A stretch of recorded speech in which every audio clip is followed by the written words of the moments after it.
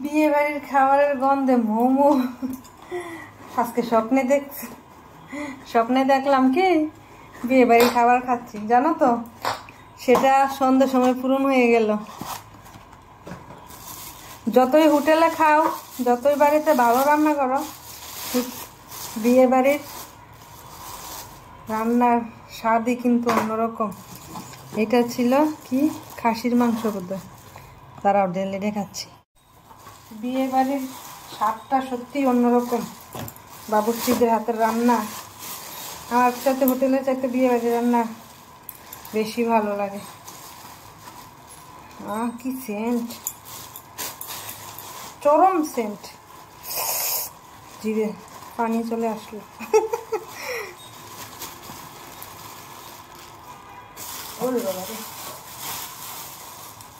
সাথে ছিল বিয়ে বাড়ির রোস্ট রোস্ট রোস্ট রোস্ট, সব লেগ পিস দিয়েছে রে বাবা। এটা গিয়েছিল আমাদের সজীব ভাইয়ের ভাগিনা, হ্যাঁ ভাগিনা বিয়ে বৌভাতের। অনেক দিন হয়ে গেল বিয়ে বাড়ির খাবার খায় না, ইচ্ছেও করতেছিল প্রচুর বিয়ে বাড়ির খাবার খেতে।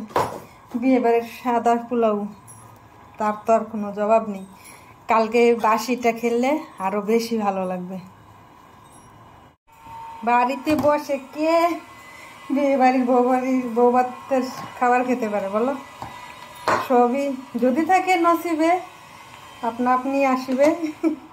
সত্যি যদি ভাগ্যে থাকে, খাবার এমন একটা রিজিক, যদি তোমার রিজিকে থাকে সেটা আসবেই, যে কোনোভাবেই আসবে। অনেক পোলাও দিয়েছে তো বাবা, খাওয়া যাবে তো।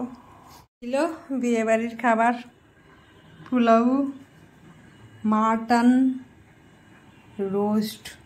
কে খাবে চলে আসো, আমি একজন আছি, একজনের জন্য এত দেয়, হ্যাঁ পাগলে করে খেয়ে নিচ্ছি একটু।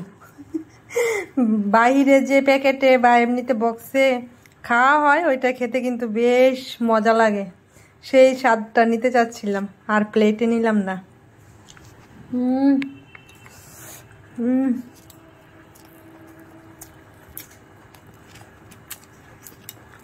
চর্বি,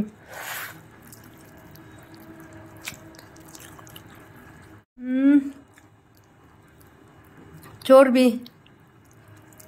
চর্বিটা খেতে কিন্তু বেশ ভালোই লাগে।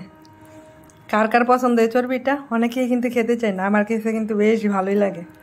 মুখে দিলে একদম মোলায়েম, নরম, তুলতুলে।